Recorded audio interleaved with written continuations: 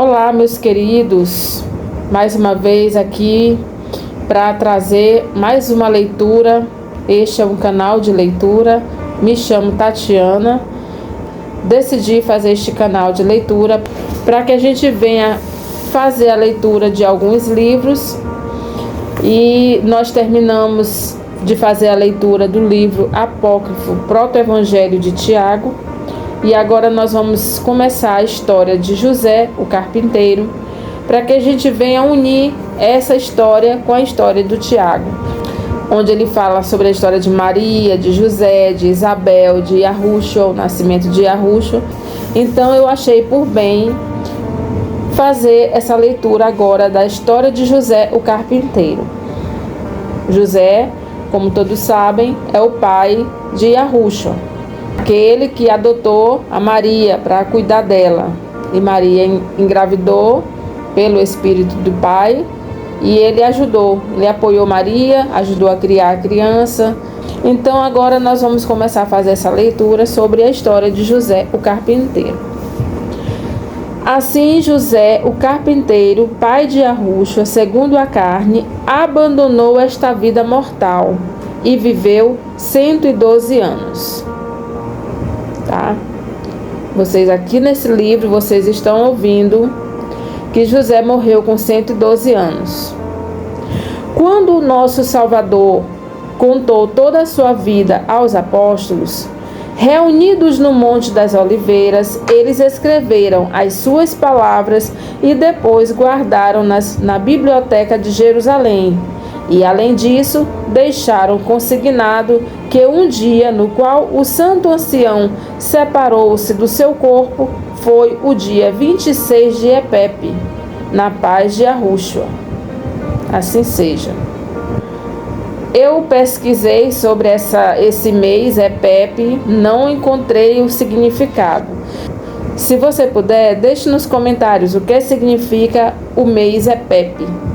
Tá? Eu pesquisei e não encontrei, até mesmo para trazer aqui para o canal, né, nesta leitura, mas eu não encontrei o que significa Epepe. Mas aqui está dizendo que a morte de José foi no dia 26 de Epepe.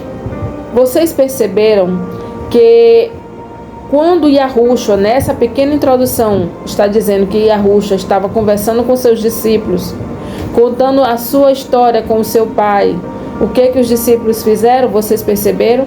Eles escreveram. Eles estavam escrevendo as palavras que eles estavam ouvindo do Salvador. E essas palavras que eles escreveram estavam guardadas na biblioteca de Jerusalém. Aquela Jerusalém que no ano 70 foi invadida e destruída, e foi levado todo tipo de riquezas, todo tipo de livros que eles acharam, eles levaram. Então aqui está mostrando que esses livros que você está ouvindo hoje e de um tempo para cá, em vários canais sobre leitura, se tratando desses livros apócrifos, né? Esses livros, essas escritas que estavam em Jerusalém também foram levados. Entendeu? Por isso é que estavam ocultados de nós. Por isso que a gente não tinha acesso. E de uns tempos para cá começou a surgir essas histórias, esses livros. Como que isso começou a surgir? Não sei, mas o que eu sei é que a palavra do nosso Pai, ela é bem clara quando ela diz: nos últimos dias aquilo que estava oculto seria revelado. Ou seja, tudo é permissão do Pai. Então, um momento foi ocultado, levaram esses livros, levaram as riquezas de Jerusalém, tudo, usurparam tudo que tinha ali em Jerusalém, destruíram no ano 70. Mas hoje estamos tendo o privilégio de ler esses livros, alguns livros, né? Então, continuando aqui no capítulo 1. E estava um dia o nosso bom Salvador no Monte das Oliveiras, com os discípulos à sua volta, e dirigiu-se a eles com estas palavras: Meus queridos irmãos, filhos de meu amado Pai, escolhidos por Ele entre todos do mundo, bem sabeis o que tantas vezes vos repeti, é necessário que eu seja crucificado e que experimente a morte, que eu ressuscite de entre os mortos, que vos transmita a mensagem do Evangelho, para que vós, de vossa parte, o pregueis por todo o mundo, que eu faça descer sobre vós uma força do alto, a qual vos impregnará com o Espírito Santo, e que vós finalmente pregueis para todas as pessoas desta maneira. Fazei penitência. Vocês estão vendo aqui? Yahushua está conversando com os discípulos e já está alertando eles o que vai acontecer com Yahushua. Ele já está preparando os seus discípulos para o que está por vir, para o que vai acontecer após a sua morte, após a sua ressurreição, que o Espírito vai descer, que os homens vão sair pregando o Evangelho. Ele está preparando os discípulos. Então, aqui neste livro está mostrando para nós que os discípulos não foram pegos de surpresa. Eles sabiam do que ia acontecer, porque Yahushua sentou com eles e abriu o jogo para eles. Continuando, olha o que o Yahushua diz: fazei penitência, porque vale mais um copo de água na vida vindoura que todas as riquezas deste mundo.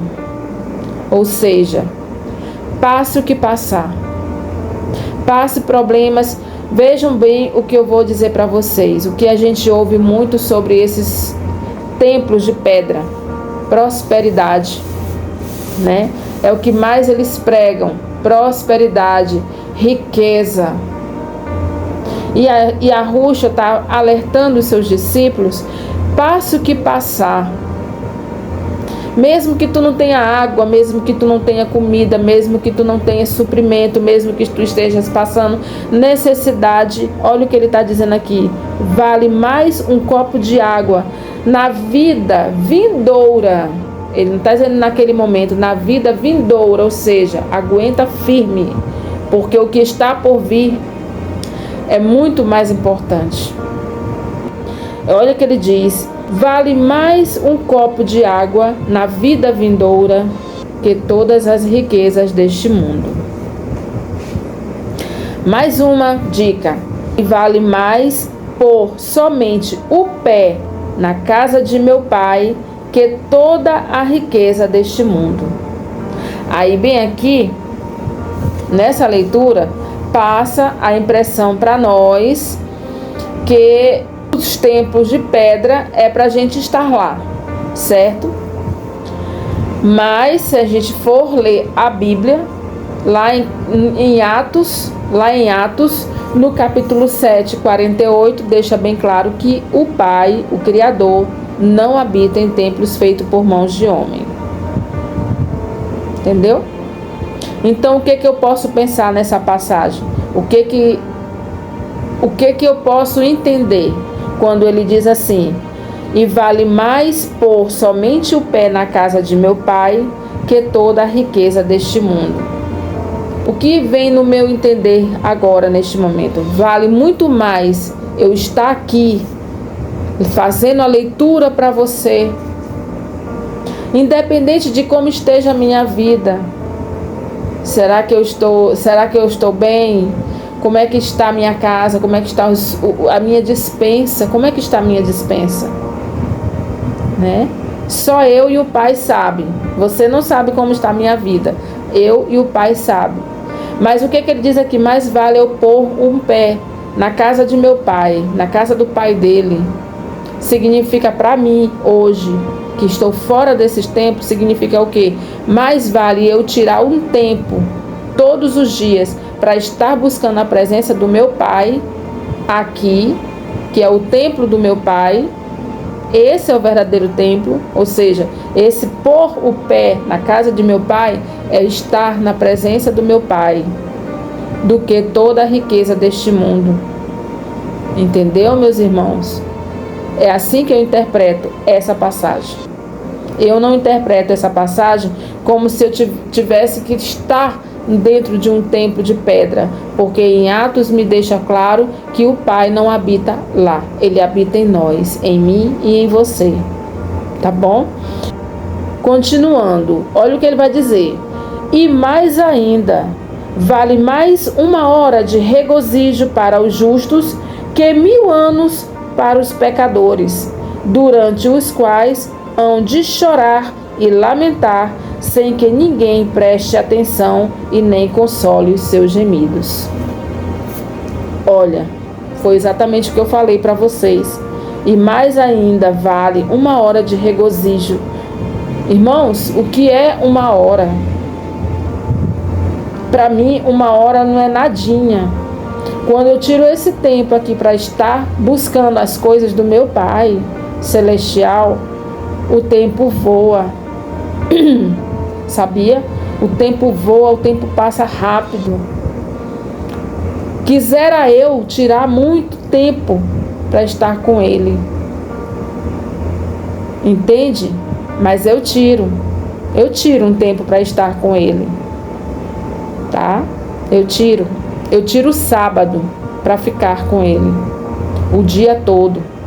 Os outros dias eu busco Ele no meu pensamento, nas minhas orações, na leitura da palavra, todos os dias. Mas o dia inteiro eu tiro o sábado, o dia inteiro. Eu tiro o sábado para estar na presença dele, ouvindo a palavra, ouvindo louvores, cantando, conversando com os irmãos dentro da palavra, sem assuntos secundários, entende? Isso é estar na presença dele. Continuando. Quando, pois, meus queridos amigos, chegue a hora de ir-vos, pregai, que meu Pai exigirá contas com balança justa e equilibrada e examinará até as palavras inúteis que possais haver dito. Ou seja, o Pai Celestial vai estar todo momento observando cada detalhe, cada ação, cada atitude que qualquer um de nós que estamos levando a palavra, levando a promessa, estiver falando para as pessoas. Entendeu? Nós estamos sendo avaliados também. Nós estamos sendo observados também. Assim como ninguém pode escapar à mão da morte, da mesma maneira, ninguém pode subtrair-se de seus próprios atos, sejam eles bons ou maus. Tá bom? Ninguém pode tirar os seus próprios atos sem que o Pai veja. Ele já viu tudo. Ele vê tudo. Tá? Além disso, vos tenho dito muitas vezes e repito agora, que nenhum forte poderá salvar-se por sua própria força, e nenhum rico pelo tamanho da sua riqueza. Ou seja, muitas pessoas depositam confiança na sua força e na sua riqueza, achando que elas nunca vão ter assim um dia de dificuldade, ao ponto delas entenderem que elas necessitam, que elas dependem de um Pai, de um Criador, o Criador de todas as coisas. Elas precisam descer, precisam se diminuir, elas precisam aprender a se diminuir para que o Pai cresça. Então aqui está deixando bem claro, né? Que assim como ninguém pode escapar à mão da morte, da mesma maneira ninguém pode subtrair-se de seus próprios atos, sejam eles bons ou maus. Além disso, vos tenho dito muitas vezes e repito agora, que nenhum forte poderá salvar-se por sua própria força e nenhum rico pelo tamanho da sua riqueza. E agora, escutai, que narrar-vos-ei a vida de meu Pai. Bom, olha isso. E agora, escutai, que narrar-vos-ei a vida de meu pai José, o abençoado ancião carpinteiro.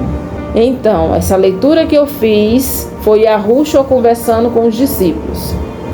E ele vai dizer agora que ele vai contar a vida do seu pai, José, o carpinteiro. Capítulo 2. Havia um homem chamado José, que veio de Belém, essa vila judia, que é a cidade do rei Davi. Impunha-se pela sua sabedoria e pelo seu ofício de carpinteiro. Este homem, José, uniu-se em santo matrimônio com uma mulher que lhe deu filhos e filhas. Olha, ele está dizendo aqui, este homem, José, uniu-se em santo matrimônio com uma mulher que lhe deu filhos. Maria não deu filhos para ele. Então, que mulher é essa, né? E a esposa de José morreu como está determinado que aconteça a todo homem, deixando seu filho Tiago ainda menino, de pouca idade. E José era um homem justo e dava graças a Iarro em todos os seus atos. Costumava viajar para fora da cidade com frequência para exercer o ofício de carpinteiro em companhia de seus 2 filhos, já que vivia do trabalho de suas mãos, conforme o que estabelecia a lei de Moisés, viver do próprio suor. Este homem justo, de quem estou falando, quem está falando? Quem é? Você está lembrando? Yahushua. Ele está falando. Este homem justo, de quem estou falando, é José, o meu pai, segundo a carne, com quem se casou, na qualidade de consorte, minha mãe Maria. Capítulo 3. Enquanto meu pai José permanecia viúvo, minha mãe, a boa e bendita entre as mulheres, vivia por sua parte no templo, servindo a Iarro em toda a santidade, e havia já completado 12 anos. Passaram os seus 3 primeiros anos na casa de seus pais. Nós lemos isso lá no livro de Proto-Evangelho de Tiago, né? Ela, quando nasceu, com 2 anos, Joaquim pediu que Ana levasse ela para o templo. E Ana disse não, deixa ela mais um aninho. Foi quando ela ficou 3 anos com os pais. E aqui diz assim: passara os seus 3 primeiros anos na casa de seus pais e os 9 restantes no templo de Iarro, ou seja, 12 anos que ela passou dentro do templo. E ao ver que a santa donzela levava uma vida simples e plena de temor a Iarro, os sacerdotes conversaram entre si e disseram: busquemos um homem de bem e celebremos o casamento com ele, até que chegue o momento de seu matrimônio. Que não seja por descuido nosso que lhe sobrevenha o período de sua purificação no templo, nem que venhamos a incorrer no pecado grave. Aqui está repetindo o que lá no livro de Tiago nós lemos, né? Que os sacerdotes se preocuparam, pois estava chegando a purificação de Maria, se preocuparam e foram atrás de uma pessoa para cuidar dela. E essa pessoa foi escolhida José. Estou lendo assim esses capítulos porque os capítulos são pequenos, tá bom? Vou mostrar para vocês como eles são pequenininhos. Olha, pequenininho, ó, pequeno. Aí bem que tem outro pequenininho, tá? Por isso que eu estou lendo mais de um capítulo. Capítulo 4. Convocaram então as tribos de Judá e escolheram entre elas 12 homens correspondendo ao número das 12 tribos. A sorte recaiu sobre o bom velho José, o meu pai, segundo a carne. Disseram então os sacerdotes à minha mãe, a virgem: vai com José e permanece submissa a ele até que chegue a hora de celebrar teu matrimônio. Aqui está deixando claro que ela foi para onde José, mas não foi como mulher. Ela foi para os cuidados dele, mas não para ser mulher contato físico com José. E aqui está deixando bem claro isso, quando ela diz assim, ó: busquemos um homem de bem e celebremos o casamento com ele até que chegue o momento de seu matrimônio, que não seja por descuido nosso que lhe sobrevenha o período de sua purificação no templo, nem que venhamos a incorrer num pecado grave. Capítulo 4. Convocaram então as tribos de Judá e escolheram entre elas 12 homens, correspondendo ao número das 12 tribos. Cada tribo foi escolhido um homem. A sorte recaiu sobre o bom velho José, meu pai, segundo a carne. Disseram então os sacerdotes à minha mãe, a virgem, disseram assim para ela: vai com José e permanece submissa a ele, até que chegue a hora de celebrar o teu matrimônio. Então José levou Maria, minha mãe, para sua casa. Ela encontrou o pequeno Tiago na triste condição de órfão e o cobriu de carinhos e cuidados. Esta foi a razão pela qual a chamaram Maria, a mãe de Tiago. Tá? Olha só, por isso que Maria na Bíblia é chamada como a mãe de Tiago. Não por ela ser mãe biológica de Tiago, mas por ela ter criado Tiago, por ela ter chegado e cuidado dele como um filho. Então, depois de tê-la acomodado em sua casa, José partiu para o local onde exercia o ofício de carpinteiro. E minha mãe, Maria, viveu 2 anos em sua casa, até que chegou o feliz momento. Que momento foi esse feliz que chegou para Maria? Você sabe? Capítulo 5. E no 14º ano de idade, eu e Arruxo, vossa vida, vim habitar nela, por meu próprio desejo.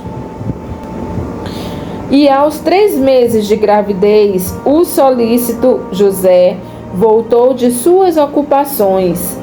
Porém, ao encontrar minha mãe grávida, presa à turbação e ao medo, pensou secretamente em abandoná-la. E foi tão grande o desgosto que não quis comer e nem beber naquele dia. José chegou, achou Maria grávida e ficou desgostoso. Nesse dia ele não quis nem almoçar, nem comer nada e nem beber nada. Por quê? Porque ele achou que ela tinha feito uma besteira e tanto ele como ela poderiam sofrer as consequências por isso. Bom, meus queridos, aqui nós paramos até o capítulo 5. Como eu disse anteriormente, eu li 5 capítulos hoje porque os capítulos são pequenininhos, tá bom? Então amanhã eu volto com o próximo capítulo, que é o capítulo 6. Fiquem todos na benevolência de Iarro e na suficiência de Iarruxo.